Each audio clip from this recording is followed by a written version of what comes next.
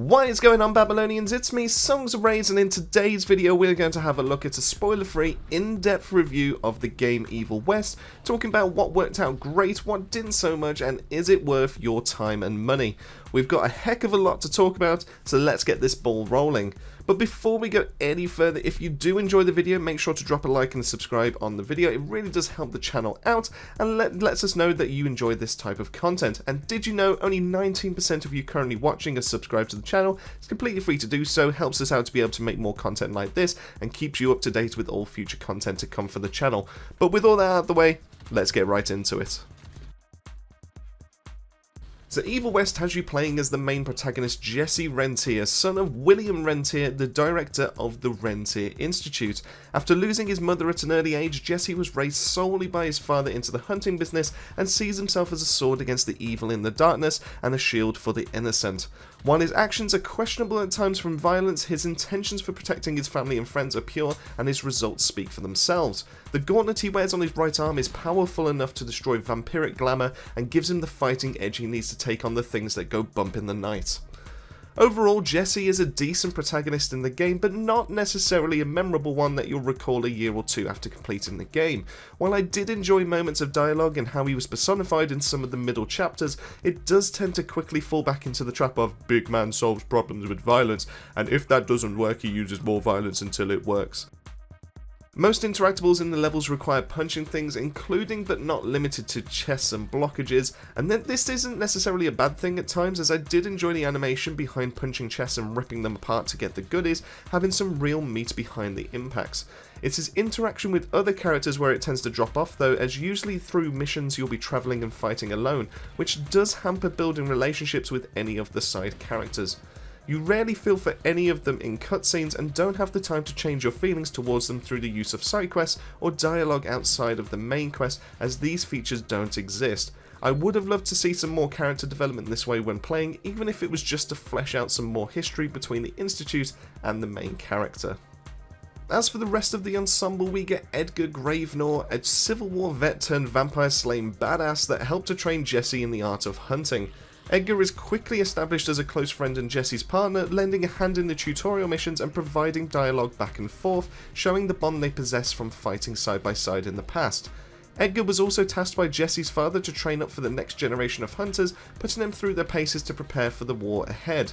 While you do get a sense of how loyal Edgar is to the Rentier family, it's just a shame we don't get to see more of him throughout the game. Sure, he helps out in the tutorial and he pops up in a number of cutscenes, but long absences in between these on-screen moments cause you to forget about where he is and why he isn't alongside you as the partner he's made out to be. I personally would have loved to have seen him more in the missions, helping as long-range support at times or chucking the odd explosive so he had a bit more of a presence. Jesse's father William is made out to be a proud man and holds the Rentier legacy to a high standard, and aims to instill those same values to all recruits, especially his son. Due to a wound he received in the Civil War, William Rentier cannot go hunting anymore and is instead the director of the Institute, and in turn was the creator of the Gauntlet, which is the main weapon in Jesse's arsenal and the weapon capable of destroying the vampire's glamour. William is the typical father figure in a game so pumped full of action it tends to leave its character development behind, and that this appearances that the game are usually brief but is the main motivation behind the protagonist fighting the good fight. William Rentier does the job the game needs but doesn't feel like a standout character to me. You do get a few more details of his past and character in the lore section of the game, but these are collectibles and need to be found and in turn read to be appreciated. If you are interested in things like these, I highly recommend that when you have the game to look out for all the lore articles to get more details on the war and the characters. Last up, as part of the main crew, we have the Dr. Amelia Blackwell. As far as female characters go in this game, I feel Amelia does a great job. She's made out to be strong and sure of herself and fits right in with all the other characters throwing their weight around and threatening violence. That being said, she suffers from the same issue I have with Edgar and wish we had a bit more screen time with her too. While she wasn't going to be in the combat scenarios like I wished Edgar helped out with, having her make more of a presence in the hub between missions and longer cutscenes would probably have gone a long way to help make that connection that he misses. She does improve more as a character towards the end of the game, but by the time you get there it feels a tad too late and we don't get to expand upon it. She's definitely one of the more standout characters though, and I would love to see her back and expanded upon if we do get an Evil West 2 in time. Now, we do have some more characters in the game, like Scott Bloom, which is an Institute researcher of all things occult, Virgil Olney, an engineer unrivaled in working on science and technology, and James Harrow, the Assistant Secretary of War, tasked with supervising the Rentier Institute as it battles the Unholy War. While they do stick around and have their moments, these are usually few and far between, with Harrow feeling confrontational at times for the sake of it, and the other two helping for short periods of time and then not needed again. On the flip side, the main antagonists were fairly memorable, with one in particular giving me fear vibes similar to that of Alma. While not to the same extent as always having that presence watching you, you do get a sense of how powerful she can be and how she has a plan for you as you keep moving forward. So let's start with Peter DeBarno, the initial vampire you seek to hunt, and the father figure for Felicity DeBarno. And while Peter wasn't always part of the Sanguisage, he did accept their offer of immortality and power to further his personal quest for true wisdom. After discovering the humans were threatening his ability to do so and the extinction of vampire kind, he began to experiment and breed new mutations of vampires known as foulbloods. This act isn't looked upon favourably by the elders, but Peter does what he feels is right to evolve his kind and prepare for the fight ahead. Felicity, on the other hand, was originally an orphan child found on the streets of Kingston and taken in by Peter DeBarno for how she reminded him of his lost daughter. He introduced her to this life and gave her the gift of eternal life to live side by side together. Brought up through the combination of Peter's ideals and her orphan past, she too believes the war is happening and the vampire kind must prevail over the humans through evolution and experimentation. As antagonists go, they do the job well and set the tone for the game early on, giving a sense of how the vampires come to be in the forms you encounter throughout the campaign. Through the use of collectible lore and Felicity's actions, you can get a real sense of the bond the two have shared and how close they are. This being said, in terms of this game, they work well enough for the plot, but just like the main characters, they don't do enough to be memorable when you move on to other titles and recall several years on from now. All in all, the main characters in this game do well enough to keep you invested in playing, but don't do enough to keep Evil West being memorable. What does help the game be remembered though, is soon to come. I'm going to say on record, the sheer range and variety in the weapons in Evil West is top notch. You can see and feel the effort they put into this aspect of the game, and I cannot stress enough how good this part is. This helps the combat feel fluid, rewarding and challenging all at the same time. If you're a massive fan of Doom and understand how the weapons help make the game, you'll appreciate this fact too. Let's dive into each one and find out why it makes me feel this way. The Gauntlet is your first weapon, offering consistent melee options to your combat and will be the main source of being affected from your perk selections, ranging from a standard punch combination to uppercuts to hitting your enemy around like a bowling ball into the environment or as your own personal speed bag in later iterations. The Gauntlet is reliable and your main source of damage all the way up to the end of the story. Now, this does usually come at the cost of putting yourself in a semi-vulnerable spot of being right next to your enemies, but the damage output and moves available to you will help to mitigate the risk somewhat. In every fight throughout Evil West, always consider when to get up close and personal, as your standard abilities without upgrades only allow one-on-one with minimal crowd control possibilities. Having a look at our ranged options, the revolver operates as your main go-to, and always available option in fights. It deals chip damage and usually requires more than one mag to take down even the easiest of enemies. Against larger foes though, you'll see barely any dip in their health bar, but it does still offer something at times where you can't afford to get too close. While not remarkable in any aspect, it does feature a couple of unique upgrades as you progress, allowing you to deal with multiple enemies and to also help juggle enemies in mid-air combos. Being one of a handful of weapons able to take electric mods, your revolver changes from a pea shooter into a pocket lightning gun, able to chip away at multiple enemies at the same time, increasing its lethality. There may be better options to open fights, but the revolver will help out in long sustained ones and is always ready and waiting. Shortly after, you become accustomed to your first precision and long-range weapon, the Rentier Rifle. This is your precision option and backs some power to boot, and while it is decent at picking off enemies from ranges your revolver starts to tickle, the real strength of the rifle comes into play when enemies have weak spots and choreographed attacks, exposing them for a quick shot and giving you a window of opportunity, and even in some cases health or energy drops.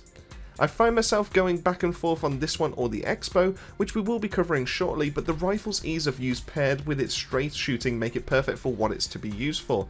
Upgrading this allows for more damage on each shot and a refill mechanic when landing shots on weak spots, allowing you to be able to chain more shots without the fear of reloading. It is also a gun that can be electrically modified, allowing the rifle to become more akin to a railgun for more damage, piercing multiple enemies and adding in a charge mechanic to go even harder on enemy skulls. You may not rely on the rifle much in intense fights outside of weak point shots, but it is always there and it's always ready to pop some skulls.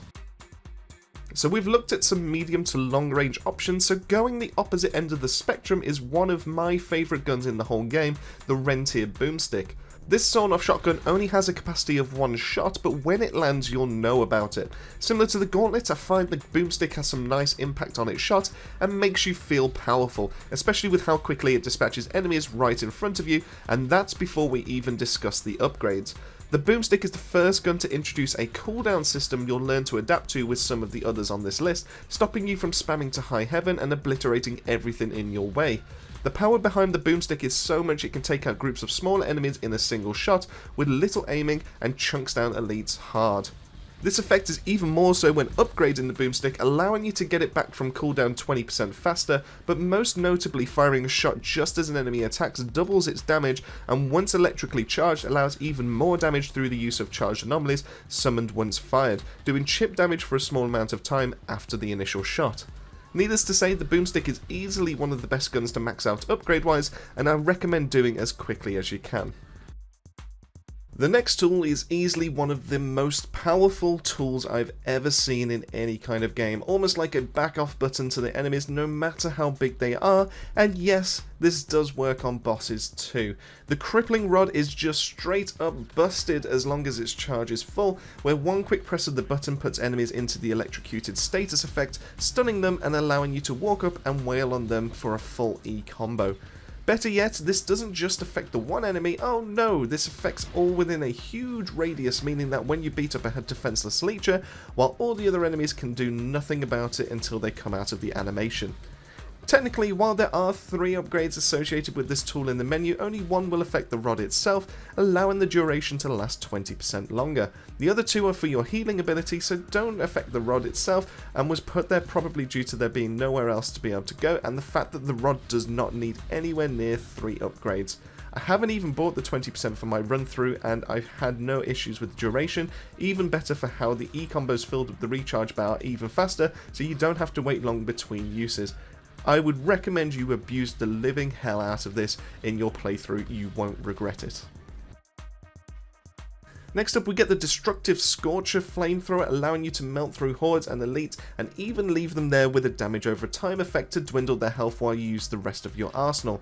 The Scorcher is equally effective as a debuffer, with upgrades as it is just full autoing into the enemies in front of you. Swapping to this and a quick blast will mean that they will still suffer from the flame effect while you go punch and riddle them with bullets. While I did love the Scorcher, I did find it being used less and less as time went on in the story, just due to how powerful Jesse started to feel. That's not to say the Scorcher isn't worth it at the end of the campaign, it definitely is, but I found myself sticking to other options over it. Looking at the upgrades, we get the ability to hit enemies from 30% further away, increasing our range and lethality, and then allowing us to deal 30% more melee damage to any enemies that are burning. Due to its nature, the Scorcher doesn't receive an electrical mod, so instead offers us the ability to detonate burning enemies when killed, doing splash damage, and works amazingly well when tied with the Cannonball ability. I stuck to the first 2 upgrades, but the Scorcher is 100% worth the value and recommended upgrading when you get your hands on it. Next up we get offered an alternative to the rifle when it comes to hitting reliable weak shot points in the form of the X-Bow. Allowing a faster fire rate and a bigger mag capacity, the X-Bow does a great job of being an alternative to the rifle and, dare I say, being more aggressive for combat rather than just hitting purely weak spots. While the X-Bow is equipped to take on weak spots and can do it quite effectively, the main drawback is the longer reload and the bolts having to arc at longer ranges, something the rifle doesn't have to factor in.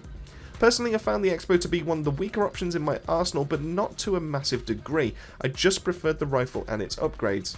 This definitely comes down to personal preference, so I'd recommend messing about with both and see which feels best for you. In terms of upgrades, we have 2 almost lackluster options, and then the electrically charged one overshadowing them all. Options of 2 extra bolts in each reload and being able to fire in 2-round bursts don't really excite me much and are quite expensive to use, meaning sacrificing in other areas of kit to be able to afford. I find the Expo doesn't need these still to be effective, so that leaves the modified upgrade, allowing the bolts to become similar to the revolvers mod, chaining enemies and dealing damage over time while connected. I am a big fan of this mod for horde clearing, but just shy of 10k gold, it's on the expensive side once again. If you find yourself drawn to the Expo, then feel free to drop the funds on this one and you'll be laughing. Our penultimate weapon is easily the strongest offensive gadget, leaving out the special mode that the Gauntlet offers, but no discussion on that due to it being in spoiler territory.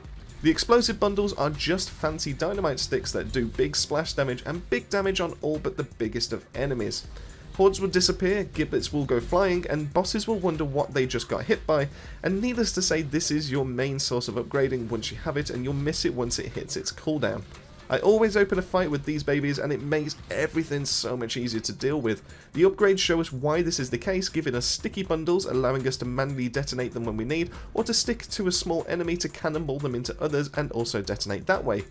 Next is where the damage truly skyrockets though, meaning each charge now has 3 charges instead of just the 1, splitting in mid-air when thrown, so multiple enemies can be stuck or effective. Essentially this triples the initial damage the charge had, and having 1 was devastating enough. This is an instant lock when it comes to upgrades, it's easily the best out of all, so make sure you hoard that cash. Lastly, we get the electrical mod, making the charges just downright disgusting, spawning a lightning tornado to deal damage when it explodes, floating around the battlefield for a set time. Once again, this has to be instant locked once you have the upgrade, and you'll wonder where the hordes went after blowing this baby up. I love the strength of the explosive bundles, and I'm sure that you will too. Lastly, we get treated to the game's understanding of the best weapon in the game, and this is the Rentier Gatling. This massive hulking gun allows you to hold down the trigger and send a barrage of bullets at whatever you may be looking at. Doing this though will slow you down considerably, and while you can still dodge, you're more likely going to get hit in this mode, so get ready and brace for it. As devastating as this gun can be, the recharge is painfully slow, meaning you won't get much use from this going from fight to fight, and most likely will only get to use this a small handful of times per level. It doesn't help too much with one of the upgrades being locked behind hidden chests, so be sure to keep your eyes peeled to get this for a maximum effectiveness. What upgrades you do get access to are granting a full shield while you hold down the trigger, making you immune to damage while you shoot, which is an absolute godsend for how slow you move, and the electrical mod turning it from a mass of bullets into a death ray that arcs between nearby enemies and is a great crowd control weapon, especially when it detonates other enemies that die from it. Just be aware that the Gatling is expensive to level, and especially for how much you'll get use from it. Whatever your poison when it comes to weapons, you'll be pleased with the options at hand when playing Evil West, and you'll be thoroughly satisfied, especially when the upgrades come into it. We will touch on combat in the later segment of this video, so let's just have a look into the enemies that you'll fight and the variety that comes in there, and what makes them so deadly but also so satisfying to fight. Broken down into 3 categories of enemies, you'll find 19 different enemies in Evil West spread out across all the levels, some being more elite and tougher to take down, while others being in multiples and will easily swarm you with damage if you're not too careful. Each of the elites have their own fighting style too, all having unique weak spots and telegraphed moves to keep you on your toes and to try and remember what worked and didn't work last time you fought them. In later levels you'll face multiple elites in the same arena, requiring you to be aware of what they're doing at all times, so you know who to focus down and who to stun from weak spot hits. Prioritizing is crucial to survival, as other elites can buff the rest of the horde, while others are just close range nuisances designed to get up in your face and distract so the buffs go off. Either way, it's well thought out, and even when I died I didn't find it to be at an annoyance at the game, but more my choices in the fight of who I prioritise first, and I needed to be able to take down faster.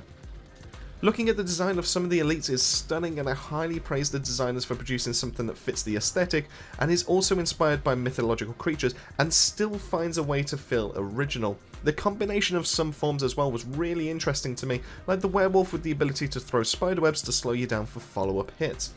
Overall, I love the design of each and every enemy in this game. I think Flying Wildhog got this spot on, and while I do feel that the graphics in general for the game let it down from showing off to its full potential, I still think it's an amazing job and I can't wait to see more of it in the future. But moving on to the combat, the real bread and butter that Evil West tries to perfect is this area. You can tell from the get-go in the tutorial that the combat was the main focus, and boy did they get this right. From the very first punch, you get the feeling of each blow and the impact behind each crunch. Enemies can be sent flying into hazards, have standard movesets for fighting on the floor and basic hits, you have high impacting Superman punches that offer mobility and damage, and later on get access to a tool to make fighting one-on-one a breeze, and even more mobility options to shape the arena when you fight. Pulling and dashes allow you to never be in one place for too long or to deal with ranged threats on your terms, and E-combos build up your healing back faster due to the amount of hits sent in the flurry, with the finisher just topping off the already satisfying combos. While I did spam the hell out of using the dash ability and the E-combo for most enemies, elites are more resistant to and resilient to the electrocution status and need to be built up to that being an option. No one strategy works all the time, every time in all the fights. Whenever you have weapon cooldowns, energy resources, elites being resistant to staggers and E-combos, you name it, it's happened, and it keeps the combat from being stale. If all the enemies could be electrocuted when they spawn, then this would become boring and stale fight, as the dash ability would become king, but as enemies can fly, so they become immune to the dash ability, they do buff attacks for their allies, as well as deal damage to you with their attacks, you're always kept on your toes and trying to find the angle to get in. Boss fights, this becomes even more prevalent, as they are designed phases when you can do certain amounts of damage and other attacks to learn and adapt on the fly. Once you have this down, it does get a bit easier, but as the fight progresses, new attacks or elements are added in to once again keep you on your toes. Nothing goes on so long it has a chance to get stale, and while you may still limit yourself to certain moves to be effective, the range of enemies being fought and how they take it is always feeling new and fresh. Whatever your playstyle, be it melee only, pure ranged, or a mix of both, Evil West can be played in all ways and everywhere in between. To have the option at choosing from perks and upgrades influenced by your exploration, and not having access to all at the same time in your first run, means that you need to be able to make decisions on what to work towards. No two playstyles will be 100% the same, and Evil West lets you play the way you want. Do you prefer rifles to expos? Then go for it. Fancy going hard on explosives? Fire away. Want to go pure close range? Max out the boomstick and the gauntlet and you'll be laughing. Whatever you pick, remember you can always have everything refunded and pick again between levels, and you'll never be penalised for doing so. The scenery found within Evil West along with its level design are fairly good for a linear story based campaign. I felt like the levels made sense in the most part for where we were and what we were doing, only dampened a little bit by the pure amount of leeches and spiders found in certain levels that do nothing but move out of your way when you walk near them. I did find myself questioning due to the size of these creatures that they wouldn't just move out your way like they did, and would probably be a little bit more hostile towards Jesse, but it is a small detail and one that can weirdly be turned off in the settings menu should you have a phobia of spiders and the sheer amount on screen at any one point. I'm also pretty confident that Jesse mentions at one point in the story how much he hates spiders, almost as if he's scared or has a phobia of them, but yet is happy to come face to face with them in small corridors and walk through about 500 of them without a second thought. It feels off, it ruins the illusion of the game that it tries to perceive to me, and while I do agree it is a very small detail, but it is still one that gets me nonetheless and has stuck with me ever since it was said. Locations for the levels vary from oil refineries to infected towns to forests, even to normal looking Wild West towns, with my personal favourite being a fight that took place inside the jaw of an ancient beast. The build up of walking to it was great, and then having to walk inside of its mouth to progress and fighting enemies inside really stood out to me and mixed up the other fight locations, which while not being bad, just didn't have the same scale or awe that this was being worked to. On top of this, Flying Wild Hog did an amazing job sorting out puzzles and hidden locations to hide all this needed gold and secret chests, making them easy to miss, but not too difficult to spot if you know to be able to look out for them. Without too much effort, I did finish the game and missed only 3 of the secret chests and a small handful of the lore and gold drops, which I do intend to revisit and collect. One of my main gripes was discovered early on in the game around the arenas you fight in, being shielded off from firearms before you hop over the boundary to engage the fight. Now while I do appreciate this was done for game balance and cheesing the fights by killing enemies off before you start is not the most interesting ways to play, it's not quite explained why there is a wall blocking shots, and I feel that this could have been either advised from a quick line from Jesse when a shot is blocked, or enemies hide and cannot be seen until going into the fight location. Once again, it is a small detail, but it is one that did stick with me throughout the whole game. My last gripe was one I found to happen multiple times and is around the transition between things like ledges or your general climbing and leaping mechanics to move throughout. A couple of times I went one direction thinking it might be the way to explore for a hidden chest or a piece of lore, only to find out it was the correct way to move forward story-wise and that I couldn't just jump back down or turn around and go the other way. almost like I was almost punished for my 50-50 choice. And now this doesn't happen with all mantles and jumps and other transitions, but most of the time you are free to go back and forth as you choose, but for some reason every now and then there's one that refuses to let you go back where you just came from, and it can be infuriating. Even more so when the chest you're chasing is now visible to you on that location that you can't go back down on, almost basically mocking you for picking option A instead of going for option B. So now you're either forced to restart the checkpoints, slowing your game progress down, or you reload into the level at a later date by replaying the mission, possibly meaning more time taken to get back to that same point and run the risk of forgetting the wrong option just to do it all over again. Overall, I think the world layout was simple, but effective for what the game aimed to do. Between this and the action, the game left me wanting more, so something must be said for why that's the case. Could it have been bigger and left more to the exploration side of things? It definitely could have, but I think that part of Evil West's charm is the smaller areas and the corridors, giving the sense of uncertainty around if you're going the right way or the wrong way, and what waits for you around each corner.